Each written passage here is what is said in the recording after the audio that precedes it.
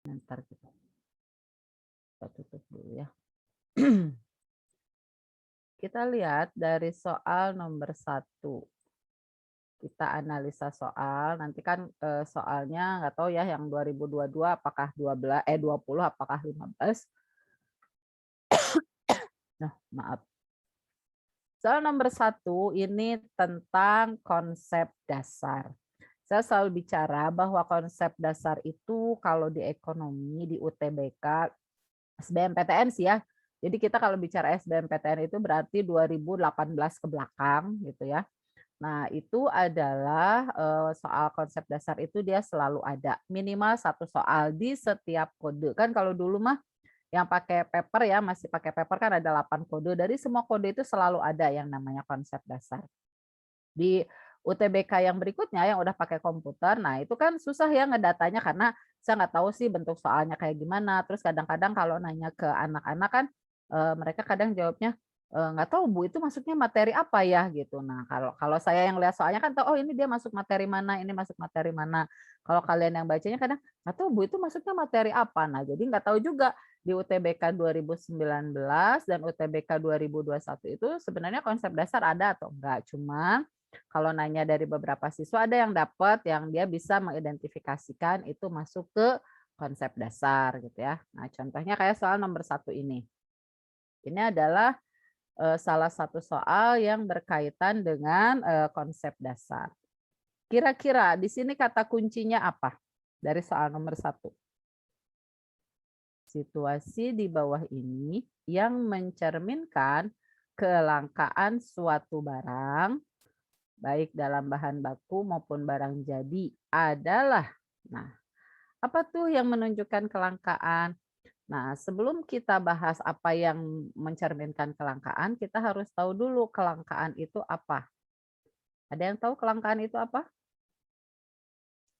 Keterbatasan ketersediaan barang pemuas ekonomi, Bu. Heeh. Nah, jadi kelangkaan itu pada saat kebutuhan manusia, ya kan, yang tidak terbatas itu berhadapan dengan apa? Alat pemuas kebutuhan yang terbatas. Jadi kelangkaan itu terjadi karena apa? Karena antara kebutuhan dengan ketersediaan alat pemuasnya itu tidak seimbang ya. Nah, jadi inilah yang disebut dengan kelangkaan. Nah, kelangkaan ini ada 3. Dia itu bisa langka jumlah, artinya jumlahnya kurang. Misalkan butuhnya 10 hanya ada 2. Nah, berarti kan kurang ya, berarti rebutan nanti kan yang 10 orang itu misalkan untuk memperebutkan yang 2. Kemudian nanti ada kelangkaan waktu, misalkan butuhnya pagi-pagi adanya sore, itu pun sama gitu ya. Bisa nanti rebutan. Terus berikutnya ada kelangkaan tempat. Misalkan butuhnya di Bandung, adanya di Jakarta. Nah, berarti kan ini juga rebutan. Nah, dari hal-hal ini maka kita nanti tahu bahwa karena adanya kelangkaan baik jumlah, waktu, atau tempat menuntut orang untuk lebih berusaha, ya kan? Untuk mendapatkan barang tersebut, baik yang tepat jumlahnya, baik yang tepat waktunya, maupun yang tepat tempatnya. Nah, usaha inilah yang nantinya akan menimbulkan apa? Pengorbanan yang berbentuk uang. Kita lihat ya. Pokoknya baik waktu, tenaga, dan lain sebagainya kan hasil akhirnya tetap itu nanti berupa uang. Ya kan? Gimana nih biar ada sekarang, oh cepet-cepet dibelinya jauh, kita beli sekarang. Nah, maka salah satu indikasi adanya kelangkaan itu apa? Pada saat Semakin mahal harga barangnya. pada saat harga barangnya mengalami kenaikan atau terjadi menjadi mahal. Misalkan asalnya harganya 1.000 jadi 2.000. Kayak kemarin lah yang pandemi ya, banyak kan contoh pas pandemi itu barang yang tiba-tiba jadi mahal. Masker lah, hand sanitizer lah, terus tabung oksigen lah, kan itu jadi mahal semua. Ya kan? Karena apa? Karena Kita butuh semua, oh butuh, butuh oksigen, butuh masker. Wah, masker itu kan waktu awal-awal pandemi mahal sampai 100.000, 200.000 gitu ya harganya, gitu kan. Nah, sekarang-sekarang mah yang 10.000 juga ada gitu ya, maskernya udah banyak gitu misalkan. Hand sanitizer dulu mah susah, sekarang kan banyak juga gitu kan. Terus, kayak tabung oksigen, sekarang mungkin udah nggak sesulit yang pas kemarin ya, awal-awal bukan awal-awal, kemarin bulan-bulan apa tuh, Juli, Agustus itu kan susah gitu ya nyari tabung oksigen. Sekarang kan mulai mulai banyak mulai ada lagi. Nah, harganya kan udah mulai turun lagi. Nah, itu seperti itu. Jadi salah satu yang, menjadi ciri adanya kelangkaan itu adalah harga barang tersebut mengalami kenaikan, ya. Soal tentang kelangkaan ini, ternyata soal ini yang akhir-akhir ini sering dikeluarkan. Baik di UTBK 2021 ada yang dapat, 2019 ada yang dapat, 17, 18 juga ada yang dapat, tapi dengan redaksi yang berbeda, ya. Tapi yang jelas kata-katanya seperti ini, bahwa dia menanyakan, apa sih yang menjadi ciri dari adanya kelangkaan? Yaitu adanya kenaikan harga atau semakin mahal harga barang. Itu nomor satu. Ada yang ditanya sampai nomor satu? Aman semua di nomor satu? Oke, kalau aman, nomor satu ini tadi tentang konsep dasar ya. Aman, Konsep, Bu. ya, konsep dasar itu jangan lupa ini materi yang paling mudah di ekonomi, dia hanya kita perlu menghafalkan teori-teorinya saja ya. Kita lihat soal berikutnya. Soal nomor 2. Nah, soal nomor 2 ini adalah tentang teori perilaku konsumen. Teori perilaku konsumen berarti ini adalah sudah masuk ke mikro. Pertanyaannya adalah tentang kurva, ya kan? Kalau kita baca tentang PCC, PCC itu berarti artinya price consumption curve ya. Price consumption curve atau ini artinya adalah apa? Kurva yang menghubungkan atau menggabungkan titik-titik keseimbangan konsumen, keseimbangan konsumen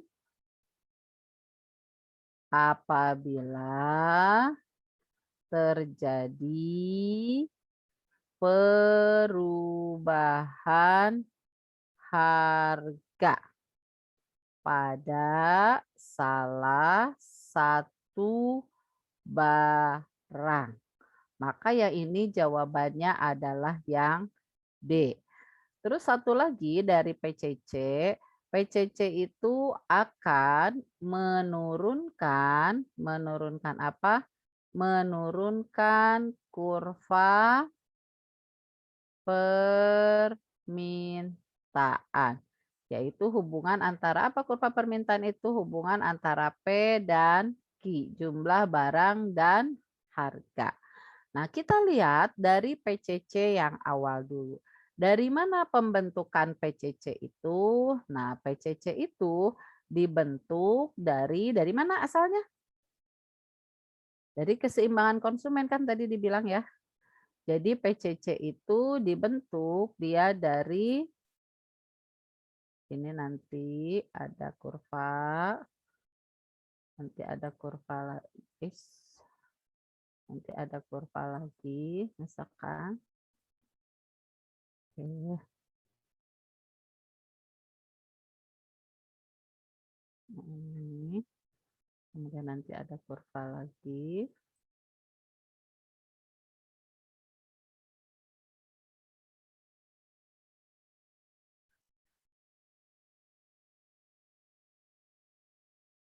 Nah, ini kurva permintaan, ini dari kurva teori perilaku konsumen ya.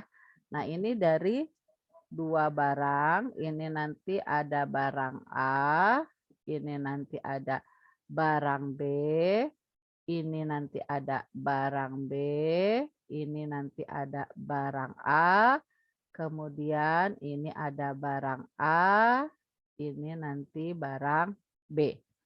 Untuk membuat kurva, kita harus tahu dulu posisi sumbu vertikal dan sumbu horizontalnya. Pertama adalah budget line. Bentuknya gini garis lurus. Nah, ini adalah menunjukkan banyaknya barang yang bisa kita beli pada satu nilai Tingkat harga, pendapatan. Bu. Ya, pada satu pendapatan. Misalkan pendapatan kita berapa nih? Nah, maka nanti kita bisa membeli jumlah barangnya berapa, baik barang A, barang B gitu ya. Nah, itu berapa yang bisa kita beli. Nah, itu disebutnya dengan BL. Nah, nanti ada yang IC, ya ini indifferent curve. Nah, ini adalah kurva indifferent itu adalah kurva yang menunjukkan banyaknya barang ini ya di sini di kombinasi IC ini yang menunjukkan dia mempunyai kepuasan yang sama. Nah, kemudian nanti di sini ada nanti keseimbangan konsumen. Nah, ya ini adalah keseimbangan konsumen.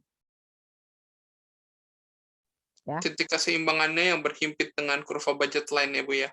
Nah, ini titik singgungnya. Nah, ini titik keseimbangan itu titik singgung saat BL bersinggungan dengan IC. Nah, itu kan kayak gitu gambarnya. Nah, sekarang kita lihat apa sih gambar BL itu? BL itu apa? BL itu adalah kurva yang menggambarkan kombinasi gitu kan? Kombinasi dua barang yang bisa dibeli dengan anggaran yang sama. Jadi kalau misalkan uangnya 10.000, nah dengan uang 10.000 itu kita bisa beli barang apa aja, bisa beli barang A berapa, barang B berapa. Nah, itu nanti digambarkan di kurva ini. Nah, kalau yang indifferent ini adalah kurva yang menggambarkan kombinasi dua barang yang bisa memberikan kepuasan yang sama. Artinya kalau yang ini tuh dia di titik manapun, misalkan ini titik A atau titik B, dia akan memberikan tingkat kepuasan yang sama. Kalau ini mau di apa ya namanya tuh? Di kombinasi manapun dia bisa dibeli dengan anggaran yang sama. Nah, itu bedanya. Nah, sekarang kalau misalkan kurva permintaan salah.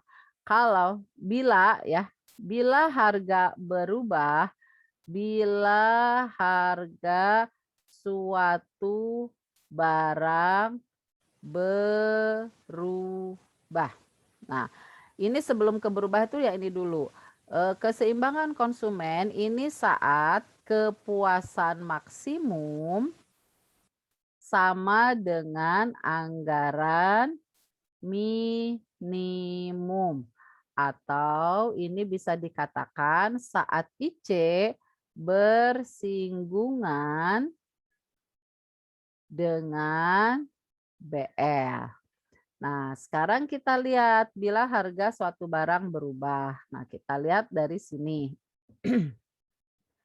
Misalkan ada suatu barang,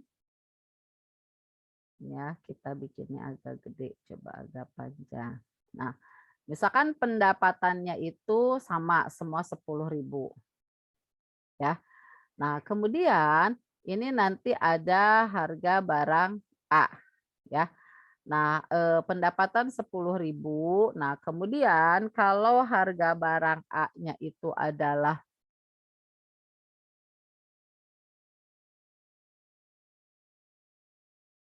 harga barang A-nya 1.000, maka jumlah barang A yang bisa dibeli berapa? 10.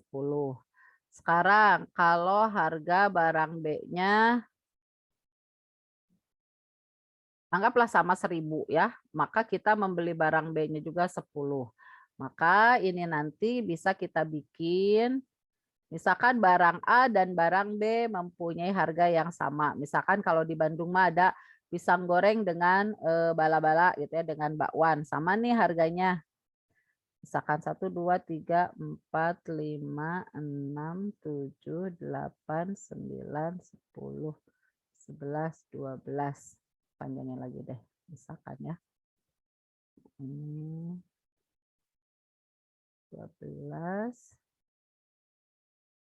13, 14, 15 misalkan gini ya. Nah, ini nanti barang A. Ini kayak gini. Ini barang B-nya misalkan 1, 2, 3, 4, 5, 6, 7, 8, 9, 10. Nah, ini 10. 1, 2, 3, 4, 5, 6, 7, 8, 9, 10. Nah, ini 10 ya. Nah, itu 10 misalkan di titik ini. Nah, berarti titik awalnya itu adalah ini, gitu ya. Nih, ini titik awalnya pada saat pendapatan 10.000. Nah, sekarang dengan pendapatan 10.000, bila harga B-nya itu adalah harga A-nya naik, misalkan harga A-nya itu jadi 2.000. Nah, maka jumlah barang A yang bisa dibeli berapa? Berarti jadi 5, karena kan sama 10.000.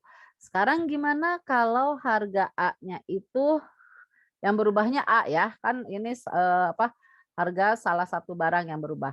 Sekarang kalau PA-nya itu berubah menjadi harga A-nya itu jadi 500 misalkan. Kalau 1.500 susah ya. Kalau 2.500 2.500 mana naik ya, kalau turun jadi berapa ya? Jadi 1.000, kalau 800 susah. Kalau turun harganya dari 1.000 ke 500 misalkan. Harganya turun dari 1.000 ke 500. Maka KIA yang bisa dibelinya berapa? 20 gitu ya misalkan. Nah, ini berarti kita perpanjang lagi ya, ini kurang. Ininya 20. Itu kan baru sampai 16. Misalkan 11, 12, 13, 14, 15, 16, 17, 18, 19, 20. Misalkan yang di sini 20. Nah, ini 20, di sininya adalah barang A. Ini di sini. Ini 1, 2, 3, 4, 5. Nah, ini 5. Nah, kalau harganya turun, kalau harganya naik jadi 2.000, maka A yang bisa dibeli itu 5. Berarti ini ke sini. Nah, ini dia ke sini. Jadi 5. Tapi kalau harganya itu turun, misalkan jadi 500 nih barang A-nya, maka nanti kurvanya jadi ke sini. Nah, ini ke sini. Gitu ya. Nah, maka ini kita bisa dapat BL ya. Misalkan ini namanya BL, ini namanya BL1, ini namanya BL2. Maka BL itu yang ini nanti kita dapat BL. Yang ini berarti kita dapat BL1, yang ini kita dapat BL2. BL itu apa? Budget line ya. Nah, dari BL berubah menjadi BL1 itu dinamakan rotasi ke dalam. Kenapa disebut rotasi ke dalam? Karena dia itu berpindah titiknya. Dari titik 10 dia ke titik 5. Nah, kalau dia mendekati titik 0 maka dia disebut rotasi ke dalam. Kenapa? Karena harga A-nya mengalami kenaikan. Nah, terus kalau A yang ditulis kenaikan berarti dianggap B-nya tetap, ya. Sekarang yang kedua, BL ke BL2 itu disebut rotasi keluar. Karena apa? Karena dari 10 dia jadi 20 ke sini. Nah, maka itu disebut rotasi keluar. Karena apa? Karena harga A-nya mengalami penurunan. Nah, itu seperti itu. Itu gambar budget line-nya ya. Jadi BL itu adalah budget line atau garis anggaran. Nah, garis anggaran ini akan diikuti oleh indifferent curve. Nah, jadi nanti ini ada indifferent curve-nya. Nah ini, dia sebagai apa? Sebagai titik keseimbangan konsumen. Nah, ini nanti ada titik singgungnya. Ini misalkan di sini ada titik singgungnya. Nah, ini kan nanti ada titik-titik singgungnya. Ini yang menunjukkan keseimbangan konsumen. Nah, kalau titik-titik ini digabungkan, nah itu, maka kurva yang merah ini ya yang disebut dengan apa ini? PCC. Apa itu PCC? Price Consumption Curve. Karena ini kan IC ya, indifferent curve, ini indifferent curve, ini indifferent curve. Nah, jadi itu namanya PCC. Jadi itu tadi yang disebut PCC yang di atas itu. PCC itu apa? PCC itu adalah kurva yang menghubungkan titik-titik keseimbangan konsumen bila terjadi perubahan harga salah satu macam barang. Jadi bila salah satu barangnya berotasi ke dalam atau keluar. Kalau yang ini nanti dia menghasilkan income, bukan price ya. Income consumption curve. Jadi kita ngapalinnya gini, kalau di sininya price, maka di sininya karena perubahan harga. Kalau depannya income berarti karena perubahan pendapatan, di mana consumption curve itu adalah titik keseimbangan. Nah, ini itu yang jadi garis besarnya ya. Kalau ini yang A, korelasi antara harga dengan jumlah barang yang dikonsumsi ini adalah kurva permintaan, korelasi tingkat pendapatan dengan jumlah barang yang dikonsumsi ini namanya kurva Angel. Kalau ini kombinasi konsumsi dua barang yang menghasilkan kepuasan yang sama ini adalah kurva indifference ya. Maka nomor 2 itu jawabannya D. Sampai 2 ada yang ditanya? Tidak? Aman ya? Paham, Bu. Oke, sekarang nomor 3. Ada yang betul nomor 2 tadi jawabannya? Lupa ya. Udah lupa, Bu. Baiklah kalau lupa. Sekarang lihat nomor 3. Nomor 3, manakah yang mungkin terjadi pada pernyataan berikut? Nah, ini dia menanyakan tentang apa ya? Tentang biaya ya. Biaya itu kurva biaya gambarnya kayak gimana ya? Kurva biaya atau analisa laba rugi. Nah, jadi kalau kita lihat di analisa laba rugi, yang pertama itu nanti menghubungkan antara apa? Ini cost ya. Biaya ini adalah jumlah barang. Yang pertama adalah biaya itu akan garis lurus kayak gini.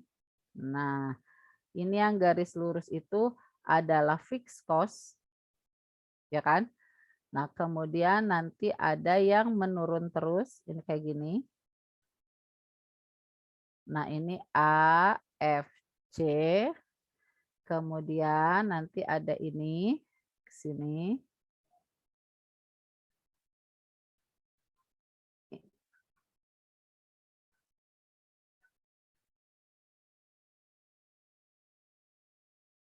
Nah, ini namanya TC, gitu ya.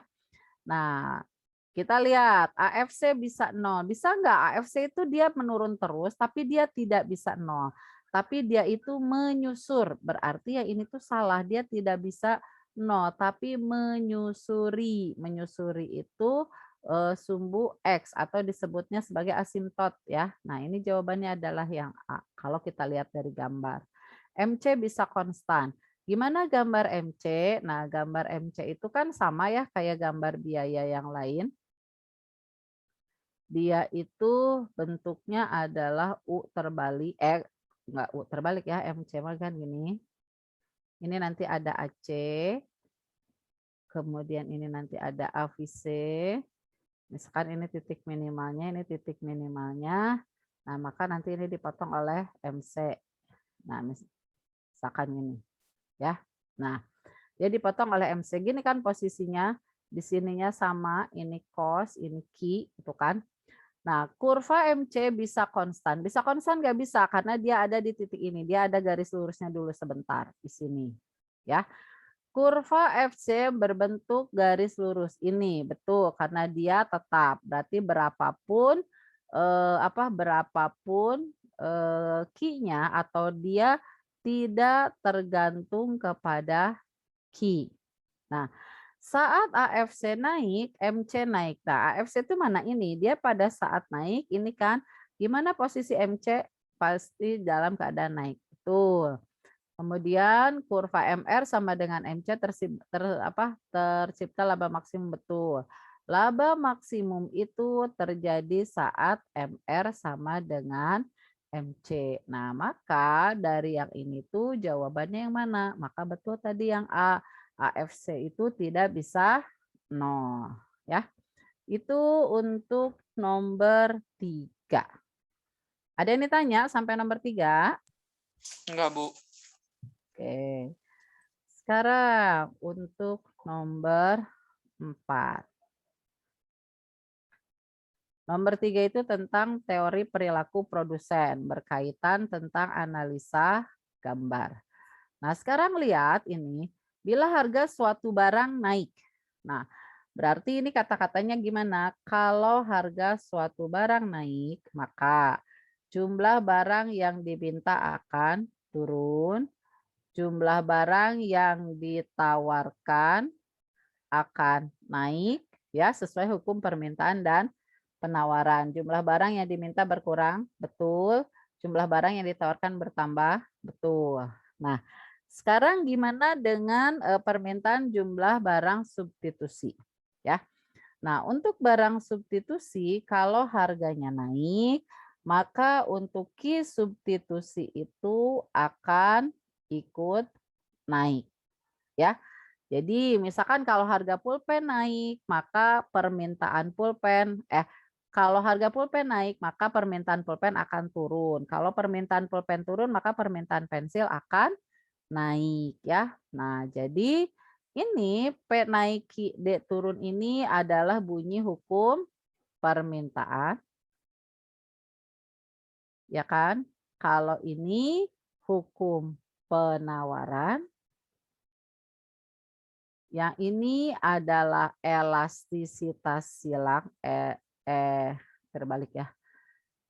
Elastisitas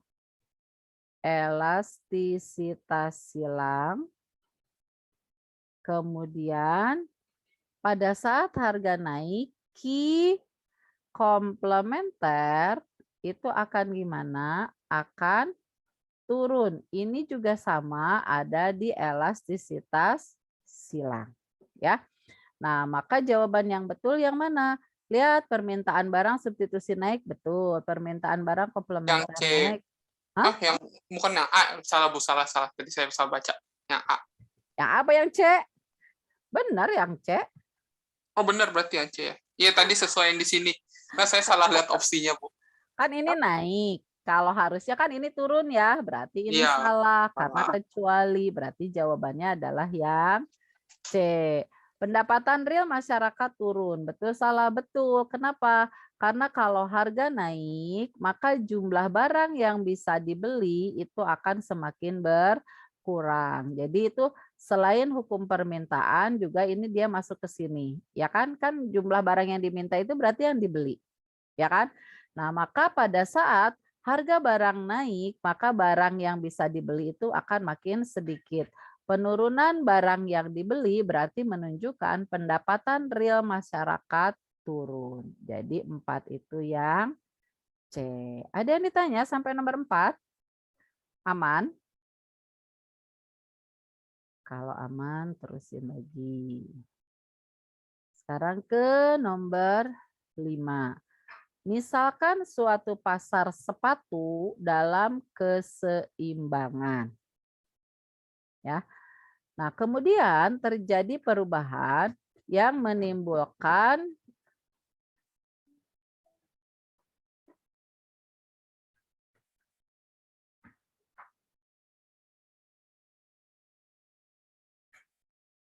Kalau ada kata-kata keseimbangan, maka yang pertama kali kita lakukan adalah kita gambar kurva permintaan, ini D ya, dan kurva penawarannya. Kemudian kita bikin keseimbangannya. Misalkan ini 100, ini 50. Nah, itu kayak gitu. Nah, kemudian katanya ini keadaannya apa? Bahwa telah terjadi perubahan yang menimbulkan keseimbangan yang baru itu harganya lebih tinggi, kuantitasnya lebih rendah. Berarti kalau harga lebih tinggi, berarti dia lebih tinggi dari 100. Berarti harganya di sini. Tapi P-nya kan jadi equilibrium aksennya itu adalah harganya lebih tinggi dibanding harga sebelum equilibrium dan Q-nya itu lebih rendah. Berarti Q aksennya lebih rendah dari Q awal. Atau ini bisa dikatakan harganya lebih besar dari 100, P aksennya, Q aksennya kurang dari 50. Berarti kisarannya ada di mana? Ada di sini kan, di kuadran 1 ini gitu kan. Nah, di sini ini kuadran 4 ya, ini kan 1 2 3 4 ya. Nah, ini ada di kuadran 4. Nah, berarti kita anggap ini titiknya di sinilah gitu kan. Nah, kalau dia titik di sini, berarti kira-kira mana yang berubah? D atau S? Nah, kalau di sini kayaknya yang paling mungkin berubah itu S kan? S-nya dia geser jadi ke sebelah sini. Nah, ini jadi S aksen.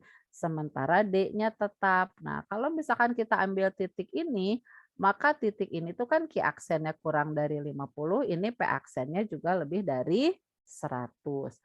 S berubah menjadi S aksen, berarti S-nya itu geser kemana? Geser ke kiri. Maka jawabannya karena apa S itu geser ke kiri? Karena jumlah S-nya berkurang. Kita lihat penurunan permintaan salah, yang betul itu adalah penurunan penawaran.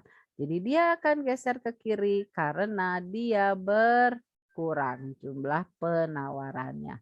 Maka ya ini jawabannya adalah yang B. Ya. Itu untuk nomor 5. Ada yang ditanya sampai 5? Aman? Terus kalau aman. Sekarang nomor 6. Kelompok pembeli yang memiliki kemampuan sama dengan harga pasar. Nah, ini yang mana jawabannya? Pembeli super marginal itu adalah pembeli yang mempunyai daya beli lebih besar dari harga pasar. Pembeli marginal daya beli sama dengan harga pasar. Pembeli submarginal daya beli lebih kecil dari harga pasar. Penjual submarginal daya jual lebih besar dari harga pasar. Penjual marginal daya jualnya sama dengan harga pasar. Dari sini kita tahu keterangannya DB itu adalah daya beli, kemudian DJ itu daya jual. Nah, HP itu adalah harga pasar. Maka jawaban untuk soal nomor 6 dan Pembeli kelompok marginal, Bu. yang sama dengan harga pasar itu adalah pembeli marginal. Berarti 6 itu yang B. Sampai 6 ada yang ditanya? Tidak ada. Oke, terusin. Nomor 7 sekarang.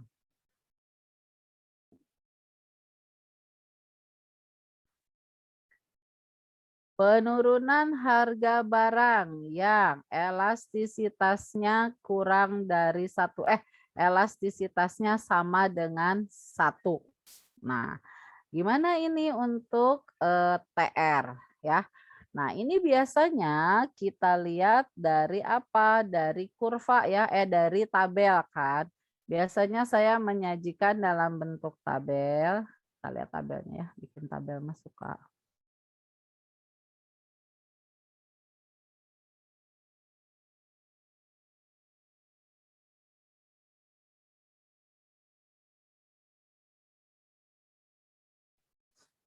Nah, ini lihat hubungan elastisitas dengan penerimaan total. Jadi kita lihat. Nah, kalau suatu barang dia mempunyai elastisitas yang elastis atau E-nya lebih besar dari 1, maka bila harganya naik, itu TR-nya akan turun. Jadi, kalau yang untuk yang elastis, ya, bila harganya dinaikkan, TR-nya justru akan turun. Kebalikannya, bila harganya diturunkan, TR-nya akan naik. Itu yang elastis. Kalau yang uniter, ya, itu bila harga naik, TR, harga turun, juga TR-nya tetap tidak berubah. Misalkan kalau asalnya 100.000 tetap aja 100.000 mau naik mau turun. Nah, kalau untuk yang inelastis ini bila harga naik TR-nya ikut naik, kalau harganya turun TR-nya ikut turun. Itu kayak gitu. Nah, sekarang kita lihat yang elastis itu yang gimana? Barang yang elastis itu yang elastisitasnya lebih besar dari 1. Yang uniter itu yang elastisitasnya sama dengan 1. Yang inelastis itu yang elastisitasnya kurang dari 1. Maka kita lihat dari soal ini, bila yang ditanya itu yang elastisitasnya sama dengan 1. Sama dengan 1 berarti apa? Uniter. Jadi untuk yang uniter mah mau dinaikin mau diturunkan, TR-nya akan tetap. Maka nomor 7 itu E. Kenapa jadi nomor 7 itu E? Sampai 7, ada yang betul semua jawabannya? Ada nggak? Kayaknya sih ada yang salah saya, tapi lupa salah nomor berapa, Bu. Pokoknya nggak gitu ya jawabnya. Ya, terusin. Mudah-mudahan yang ada yang salahnya nggak terlalu banyak ya. Dari 7 ya salah 1 lah ya atau salah 0. Nah, sekarang lihat ini tentang elastisitas ya. Tentang elastisitas itu nanti di UTBK ya kalau biasanya kalau saya bicara kalau di UTBK itu berarti dari 2018 ke sana ya. Kalau yang udah pakai komputer ke sini kan 1921 kata saya juga saya nggak tahu soal keseluruhannya seperti apa gitu kan. Nah, kalau yang di 18 ke sana itu yang namanya elastisitas itu selalu ada. Jadi harap kalian itu harus bisa menjawabnya atau menganalisanya. Dia masuk ke dia masuk ke bab mana. Nah, tadi 7 juga elastisitas, ini juga sekarang elastisitas. Kalau tadi elastisitas harga, sekarang ini elastisitas silang. Tahu di mana silang? Lihat, ini kan barang Y, ini adalah jumlah permintaan X. Elastisitas silang itu nanti ada, anggaplah kalau ada 3 ya. Elastisitas silang positif, artinya jika delta PX-nya naik, menyebabkan delta QY-nya naik. Ini untuk barang apa? Substitusi. Ya. Nah, kalau yang ini nanti ada misalkan 0. Itu gimana? Bila delta PX-nya naik atau turun, delta QY-nya tetap. Ya. Nah, kalau yang ini kalau turun, dia ikut turun. Nah, kalau misalkan pada saat harganya naik turun delta QY-nya tetap, berarti menunjukkan antara X dan Y tidak ada hubungan. Ya. Kemudian yang ketiga, elastisitas silang negatif. Itu bila delta PX-nya naik atau turun menyebabkan delta QY-nya turun atau naik. Maka itu disebut barang yang berhubungan komplementer. Nah, kita lihat dari hubungan ini katanya jika harga barang Y berarti pada saat PY-nya naik menyebabkan delta QX-nya ya delta QX-nya turun. Berarti di sini menunjukkan X dan Y hubungannya adalah negatif. Kenapa negatif? Lihat pada saat X-nya naik, Y-nya malah turun. Berarti ini adalah elastisitas silang negatif. Elastisitas silang negatif berlaku pada barang apa? Barang komplementer. Maka jawabannya X dan Y merupakan barang komplementer. Berarti ini yang B nomor 8. Ada yang ditanya sampai 8? Tidak ada. Oke, terus sekarang nomor 9. Nah, nomor 9 dalam pasar persaingan sempurna, bentuk kurva permintaan yang dihadapi oleh pasar. Kalian kalau mau bertanya boleh ya, mau melalui chat boleh, mau langsung nanya boleh. Nah, pada pasar persaingan sempurna, kurva permintaan per perusahaan itu bentuknya adalah garis lurus. Nah, ini kayak gini atau horizontal. Di mana di sini D sama dengan AR dan sama dengan MR. Nah, ini salah satu yang melandasi bahwa kurva permintaan itu D-nya sama dengan AR atau tidak Berarti bisa yang E ya, Bu. ininya P. Maka jawabannya adalah yang E gitu. Ini di pasar persaingan sempurna. Kalau di pasar monopoli, gimana bentuknya kalau pasar monopoli? Kalau pasar monopoli, bentuknya kurva permintaan dan kurva penawarannya itu, penawaran. Ini kayak gini. Nah, jadi kalau ini D sama dengan AR, nah maka bentuk MR-nya itu adalah di sini. Nah, ini dia di sini MR-nya, ini MR. Jadi dia tidak berimpit. Jadi MR itu sama dengan setengah AR. Ini kalau terjadi di pasar monopoli.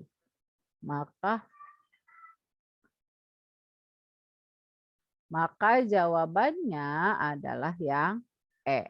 Ya, itu untuk nomor 9. Ada yang ditanya sampai 9? Aman? Kalau aman terusin. Sekarang nomor 10. Nomor 10, pernyataan yang benar berkaitan dengan pasar monopoli. Nah, apa sih pasar monopoli? Itu nanti kita lihat dari ciri-cirinya. Mana ya? Udah ditulis. Nah, ini aja deh.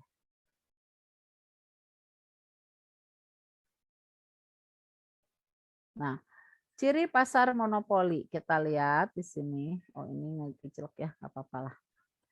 Nah, ciri pasar monopoli pertama jumlah perusahaan satu. Dari mana jumlah perusahaan satu? Karena dari mono ini kan, monopoli itu dari dua suku kata mono dan poli. Mono itu satu, poli itu adalah penjual. Berarti ini jumlah penjualnya hanya satu. Jenis barang yang dijual adalah heterogen. Heterogen itu artinya berbeda dengan barang lain atau disebut juga barang unik. Kenapa? Karena tidak ada substitusi terdekat. Ya, jadi dia itu barangnya nggak ada lagi, cuman satu gitu. Kalaupun ada substitusinya nggak dekat ya, tapi jauh. Kemampuan penetapan harga karena dia satu-satunya penjual, maka dia bisa sebagai pricemaker atau pembuat harga si produsennya tuh. Hambatan masuk sangat susah karena orang susah akan untuk masuk ke perusahaan monopoli. Kurva permintaannya itu inelastis ya, kurva permintaan pasar. Jadi dia agak tegak gitu kan. Keseimbangan jangka panjangnya dia akan mendapatkan laba super normal. Dalam jangka pendek dia bisa rugi, bisa laba normal atau laba super normal. Persaingan non harga tidak ada karena tidak ada saingan. Contohnya tadi adalah listrik. Nah, sekarang kita lihat ini. Yang benar berkaitan pasar monopoli. Agar labanya maksimum, monopolis akan berproduksi. Nah, laba maksimum itu apa? Laba maksimum itu terjadi saat MR sama dengan MC. Tapi kalau di pasar monopoli, MR sama dengan MC itu tidak sama dengan P. Berarti ini dia salah. Ya, itu untuk nomor 1 ya. Nomor 2, kurva permintaan yang dihadapi pasar monopoli adalah kurva permintaan pasar. Betul salah? Betul. Yang tadi kan karena dia satu-satunya penjual, maka kurva permintaan pasarnya sama dengan kurva permintaan monopoli. Tadi kan kalau pasar itu kan permintaan dan penawarannya gini kan. Ini permintaan, ini adalah kurva penawarannya. Kan kayak gini. Kalau di pasar monopoli gimana bentuk kurvanya? Kurva di pasar monopoli kan juga sama yang tadi kita gambar. Ya kan? Di situ bisa kita lihat bahwa nanti di sini bentuk MR-nya. Nah, ini misalkan ini adalah kurva permintaannya atau AR.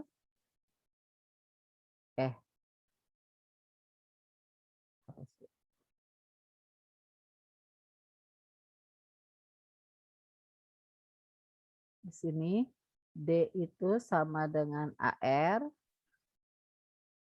Ntar ya, kita lebarin dulu dikit.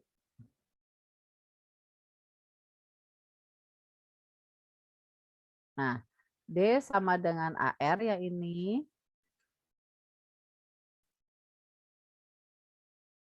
D-nya sama dengan AR. Nah, nanti ada lagi di sininya.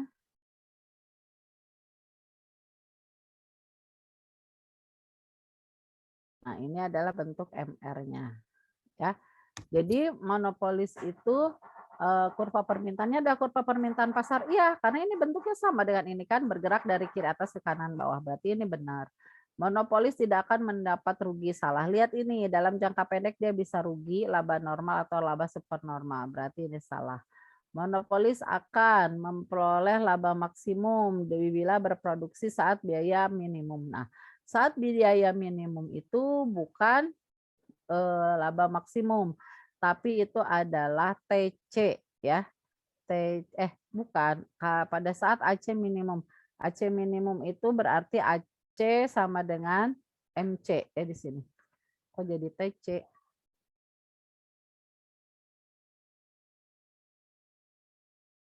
Nah, yang ini berarti MC sama dengan AC. Monopolis akan memperoleh laba maksimum kalau memproduksi pada saat TR maksimum. Bukan. Jadi laba maksimum itu saat MR sama dengan MC. Ya. Maka jawabannya yang betul itu adalah yang B. Itu untuk nomor 10. Berikutnya kita lihat soal nomor 11. 11 masih tentang pasar ya, tentang mikro.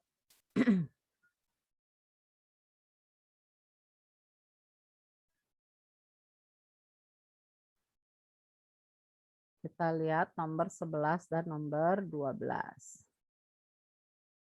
Nah, barang yang dihasilkan oleh perusahaan dalam pasar persaingan sempurna. Ya.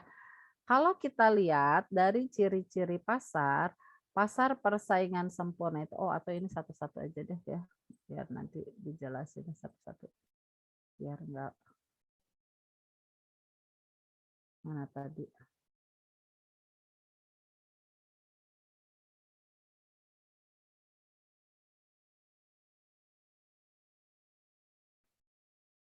Nah ini.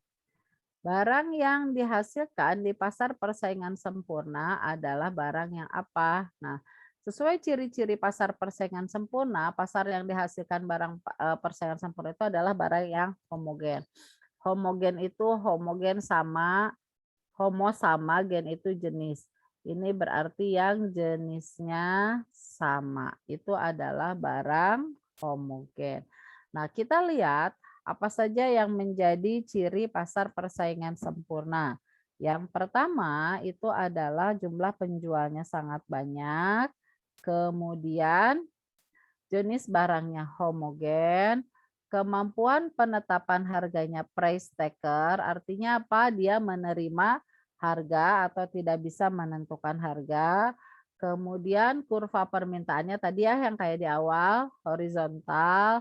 Hambatan masuk pasarnya itu tidak ada karena kan bebas ya, mau keluar masuk silahkan aja gitu terserah. Terus keseimbangan jangka panjang laba normal. Jadi kalau di pasar persaingan sempurna itu dalam jangka panjang itu harganya sama dengan AC ya. Berikutnya keseimbangan jangka pendek sama.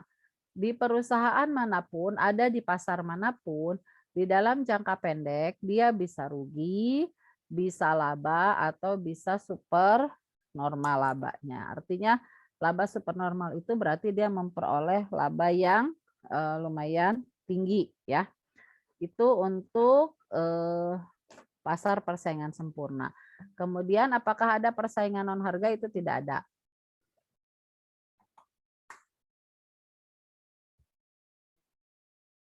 Contohnya untuk beras, sayur gitu ya, tahu tempe mungkin di beberapa daerah bentuknya sama gitu ya. Jadi kan bebas aja mau jual tahu, jual tempe, enggak aja karena kan bentuknya sama, jumlah penjualnya sama, umumnya harga jualnya pun akan sama ya. Itu soal nomor 11. Ada yang tanya sampai 11?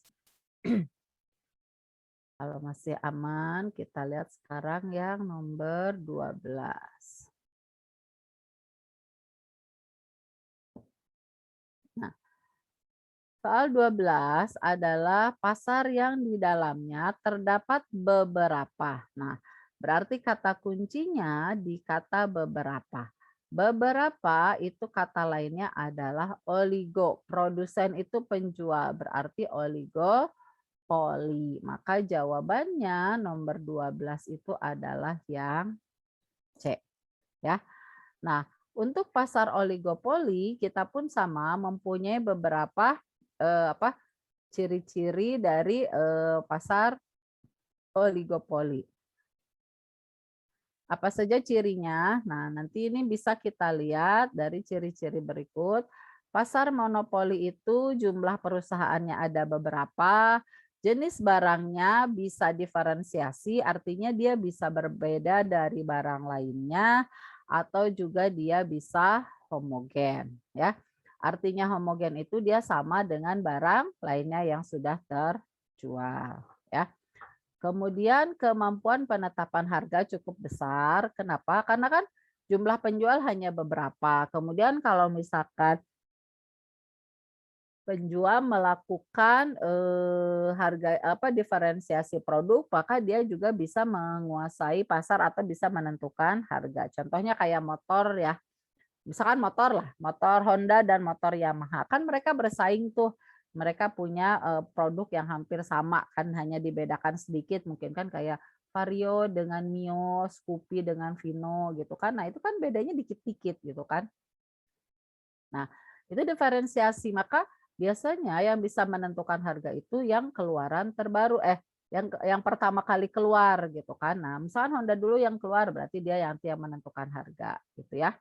Nah, hambatan masuk pasar ini relatif susah karena kan jumlah penjualnya hanya beberapa. Berarti orang yang masuk ke pasar oligopoli itu dia mempunyai hambatan yang cukup tinggi dari para penjual yang sudah ada sebelumnya. Nah, bentuk kurva permintaannya ini dia kinked atau patah ya. Nah, ini yang harus kita bahas. Kenapa dia bentuk kurva permintaannya patah? Karena ini termasuk soal yang sering ditanyakan juga ya, berkaitan dengan kinked, kurva permintaan per perusahaan pada pasar oligopoli. Jadi kurva permintaan di pasar oligopoli nanti dia bentuknya seperti ini. Ini kan sama ya, Q, ini P gitu kan. Nah, dia itu misalkan asalnya berupa garis lurus kayak gini. Nah, garis lurus kayak gini. Kemudian nanti dia dipotong sama kurva permintaan yang lain. Gini. Nah, gitu ya. Nah, maka nanti yang garis ini tuh patah-patah. Nah, ini patah-patah.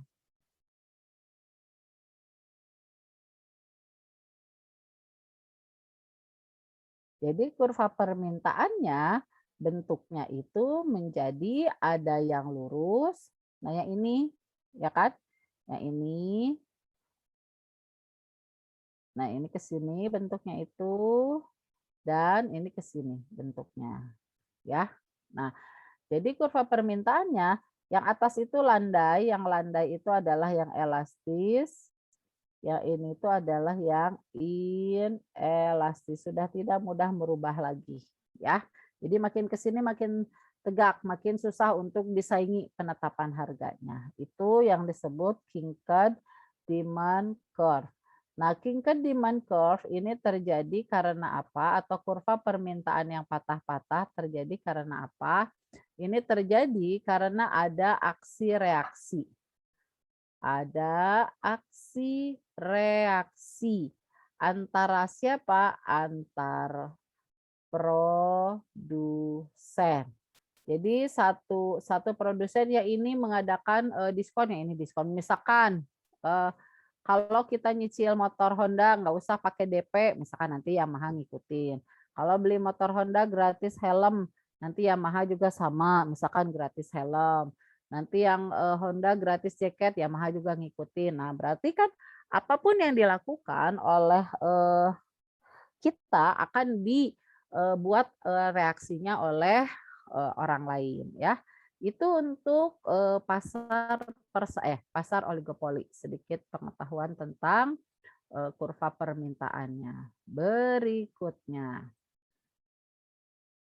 Berikutnya adalah tentang lembaga keuangan. Yang dibahas di sini adalah reksadana. Berarti ini berkaitan dengan pasar modal.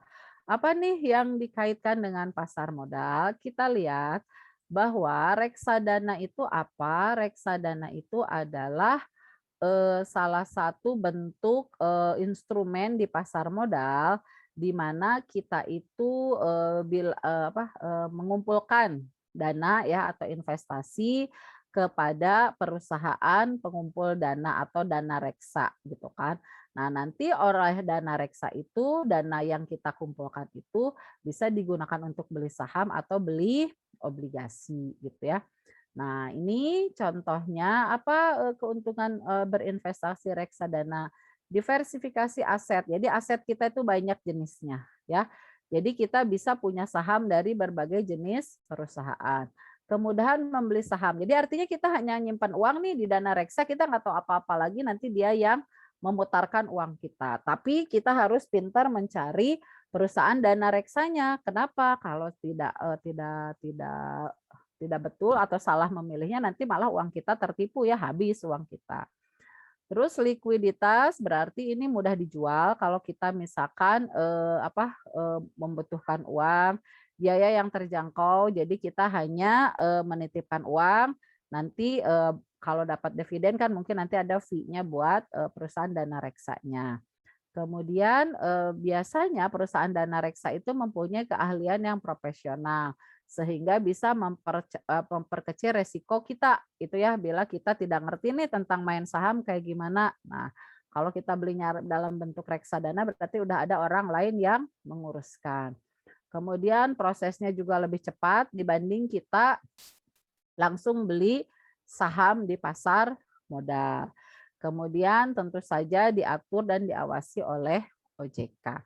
Maka mana yang bukan keuntungan investasi, efisiensi waktu betul, kemudahan penentuan saham betul, mempunyai informasi kebijakan perusahaan yang tidak dimiliki investor lain. Berarti itu betul salah? Salah ya. Nah, kita nggak mungkin tahu Karena apa. yang lain juga pasti punya datanya, Bu. Iya, kaget Safa kira ngomong apa. Ya, jadi yang lain juga punya kan, kita sebelum beli saham itu kan kita pasti tahu ya, mempelajari stalker dulu lah ya perusahaan-perusahaan yang akan kita beli, jangan sampai kita nanti mengalami kerugian. Oke, itu 13. Sekarang 14. 14 masih tentang, oh ini bukan. Ini tentang sistem pembayaran. Sekarang ini di Indonesia sedang digalakan tentang gerakan nasional non tunai. Artinya menggalakkan pembayaran transaksi itu baik transaksi yang besar ya, apalagi transaksi yang besar maupun transaksi yang kecil dengan menggunakan non tunai. Artinya tidak menggunakan uang kartal, uang kertas dan logam. Nah, apa sih manfaat dari adanya gerakan non tunai ini? Ada yang tahu nggak kira-kira untuk apa? Mengurangi pengangguran kayaknya nggak nyambung ya dengan uang, defisit neraca pembayaran juga nggak nyambung, kemudian meningkatkan impor juga nggak nyambung, meningkatkan keamanan Nah, bertransaksi. yang nyambung itu yang keamanan, Bu. Nah, ini yang nyambungnya yang ini. Jadi sebenarnya apa sih keuntungan dari adanya gerakan non tunai itu? Kita lihat nanti beberapanya. Contohnya apa sih gerakan non tunai itu? Apa contohnya? Transfer, mobile banking, terus e-money, dan yang Heeh. lain-lain. Nah, itu ya. Nah, jadi kalau kita melakukan transaksi non tunai, kita lebih tenang. Kenapa? Karena keamanan terjamin. Tanpa keluar rumah kita bisa bertransaksi. Lebih mudah dan praktis jelas. Kalau pakai m-banking kan kita di rumah ya tanpa megang uang, transaksi sudah terjadi. Pengeluaran bisa dibatasi. Nah, sekarang mah pengeluarannya dibatasi ya susah juga kan. Sekarang mah diem di rumah, uangnya nggak megang tetap bisa bertransaksi ya. Justru kan. Nah, kalau dulu tuh kan bisa kita diam di rumah, kalau kita nggak punya uang ya nggak punya apa-apa. Kalau sekarang kan misalkan ATM-nya penuh nih, kita bisa bertransaksi. Nah, karena banyak pembelanjaan online sebenarnya yang pengeluaran bisa dibatasi ini yang agak sulit ya. Tapi mungkin kalau yang bisa ngerem, oh udahlah belanjanya udah terlalu banyak nih bulan ini nggak belanja lagi, misalkan. Terus biasanya juga ada beberapa promo ya di berbagai merchant. Contohnya lah kalau misalkan kita beli GoFood gitu ya, kalau bayar pakai GoPay itu dengan pakai tunai biasanya kan beda ya. Misalkan kalau pakai GoPay mah ada diskon apanya, kalau tunai mah enggak. Nah, itu seperti itu contohnya. Ada yang nanya? Terusin. Terusin. Ya, sekarang Lanjut, Bu. ya. Sekarang ini agak pengetahuan umum nih. Kira-kira tahu nggak ya? Gubernur Bank Indonesia saat ini siapa namanya? Peri Warjio. Nah, menurut kalian siapakah yang memilih dan memutuskan ditetapkannya Gubernur Bank Indonesia? Jadi gubernur di Indonesia itu ada 35 ya, 34 Presiden provinsi. bukan, Bu? Nah, ini yang memilihnya adalah DPR. Jadi yang memilihnya betul DPR Presiden, tapi ditetapkannya oleh DPR. Walaupun sudah dipilih oleh Presiden, kalau dia tidak disetujui DPR, dia nggak jadi. Jadi tetap saja pemegangnya itu Oh, adalah DPR. Jadi berarti presiden yang itu benar DPR ya, Bu ya? presiden itu ngejejerin. Misalkan ada 4, ini loh pilihannya A, B, C, D. Nah, nanti yang menentukannya DPR gitu. Ya, itu 15. Ada yang nanya? Enggak? Tidak ada, terusin lagi. Berarti walaupun presiden yang menentukan kandidatnya, tetap kekuasaannya tetap di tangan DPR ya. DPR nanti yang menentukan jadi enggaknya dia gitu. Kalau ditolak ya presiden harus nyari lagi sampai dia bisa diterima sama DPR. Misalkan si A kata DPR enggak itu ganti ke B. B enggak, cari lagi ya C gitu. Jadi Kalau yang nggak ada kata ditentukan, misalkan cuma dipilih doang, berarti presiden bisa ya, Bu ya? iya kalau dipilihnya hanya dipilih aja berarti oleh presiden jawabannya karena ditentukan dan ditetapkan kan berarti yang menetapkan kan yang kamu jadi gubernur Bank Indonesianya. Nah, itu berarti DPR yang berwenangnya gitu. Sudah? Terus 16 tentang lembaga keuangan. Lembaga yang bertugas memantau dan bertanggung jawab mengendalikan jumlah uang beredar di Indonesia adalah siapa? Bank Indonesia, Menteri Keuangan, OJK, LPS, atau Menko Perekonomian. Yang mana yang tahu? Siapa?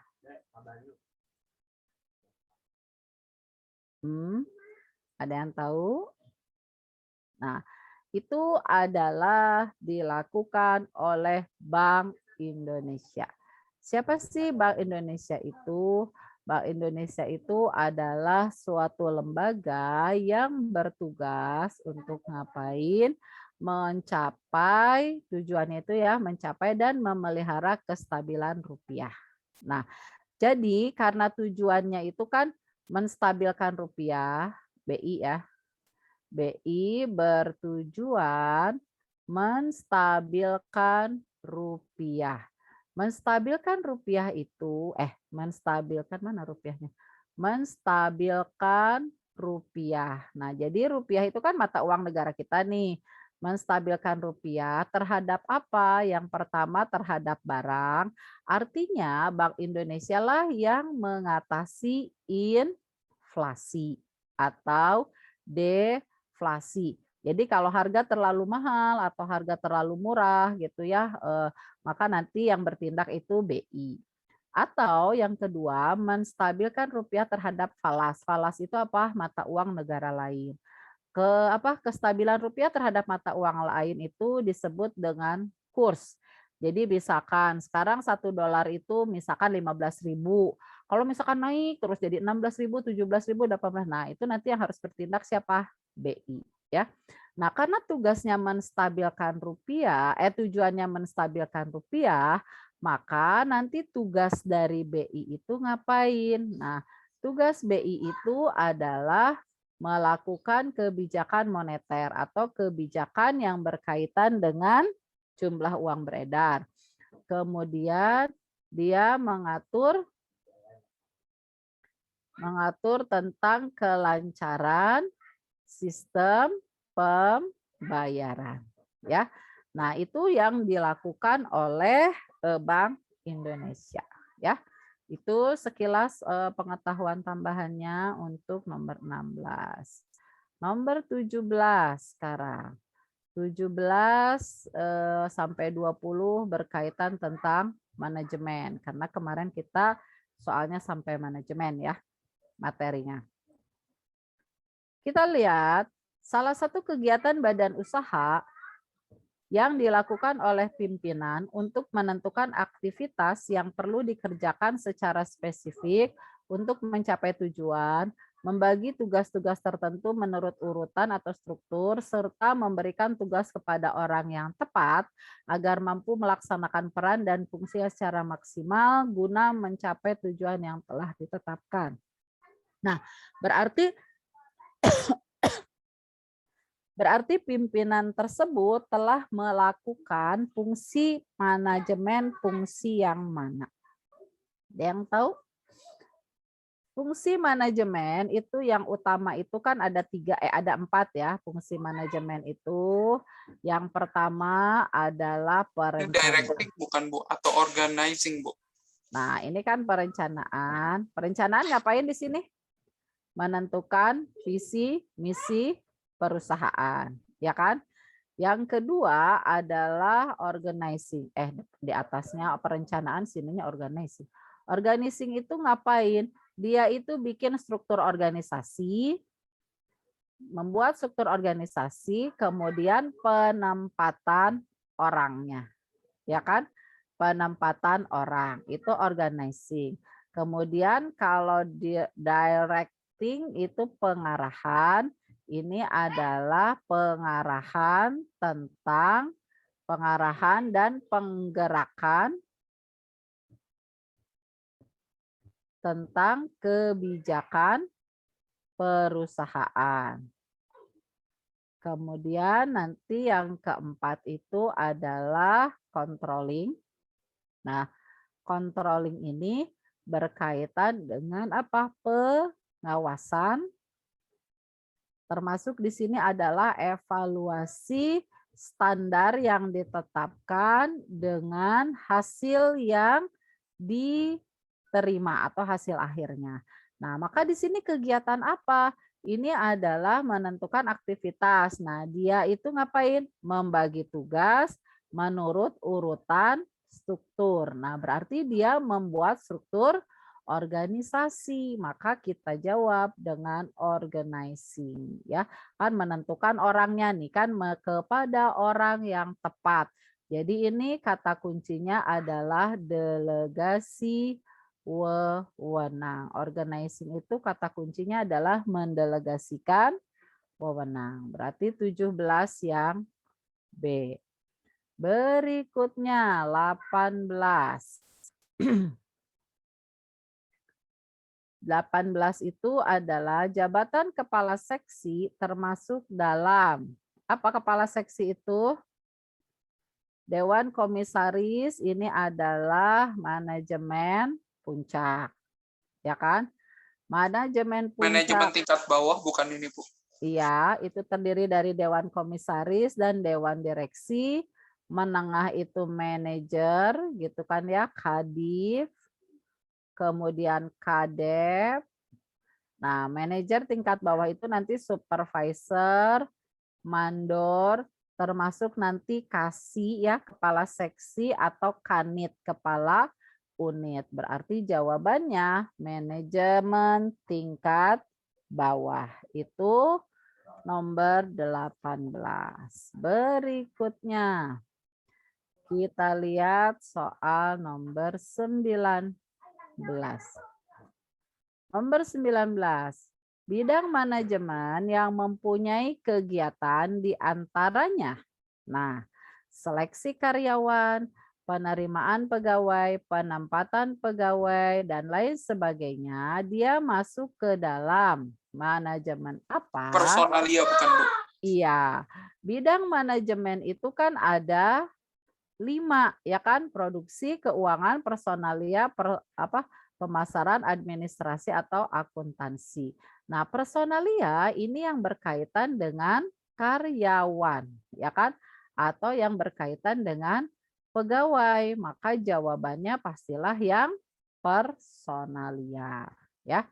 Ini tadi tentang bidang, yang atas tadi tentang tingkatan manajemen. Ini di manajemen ya, yang atasnya lagi tadi tentang fungsi manajemen.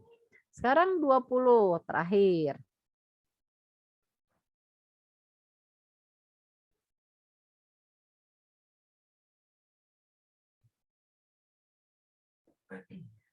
Membantu dan memotivasi bawahannya dan bertanggung jawab kepada pimpinan tertinggi. Nah, berarti ini dia X, dia membantu ke bawah dan bertanggung jawab ke atas. Nah, berarti ini Manajemen ada menengah, Bu. atasnya. Iya, berarti ini ada top, ini berarti ini ada bawah. Maka antara top dan bawah berarti dia ada di middle. Maka dia manajer tingkat menengah. Nah, itu untuk soal TO kita yang kemarin. Ada yang ditanya enggak? Ada yang mau ditanyakan enggak tentang soal yang kemarin? Belum, Bu. Alhamdulillah sudah dibahas sama Ibu. Oke. Nah, jadi tugas manajer menengah itu kalau kita lihat dia ngapain aja nih gitu ya. Manajer menengah itu dia membantu dan memotivasi manajer tingkat bawah. Jadi dia yang memotivasinya. Kemudian dia bisa memberikan saran dan rekomendasi ke manajemen puncak. Kemudian dia memberikan laporan keuangan. Laporan operasional keuangan karena dia itu memberi perintah ke bawah, bertanggung jawab ke atas. Kalau yang manajemen menengah. Oke, sampai sini ada yang ditanya enggak? Kalau tidak ada mungkin bisa kita sudahi. Ada yang ditanya enggak? Yang lain-lain, siapa ini? Safa, Aisyah, Melia, Anissa. Dan tanya enggak? Anissa Nabila, Arya, Satya, Hafiz, Jasmine. Belum, Bu. Izia, tidak ada? Kalau tidak ada, nggak apa-apa kita sudahi. Masih ada 10 menit lagi. Oke, kalau tidak apa-apa.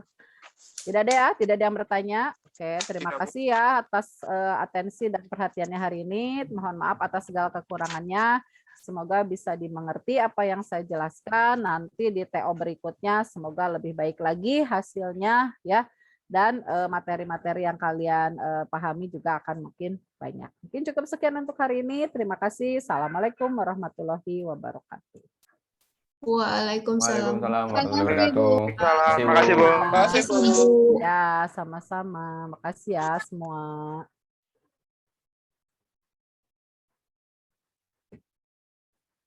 Terima kasih Ibu, Bapak. Siapa hostnya? Saya lab ya, udah beres. Tidak ada yang bertanya soalnya.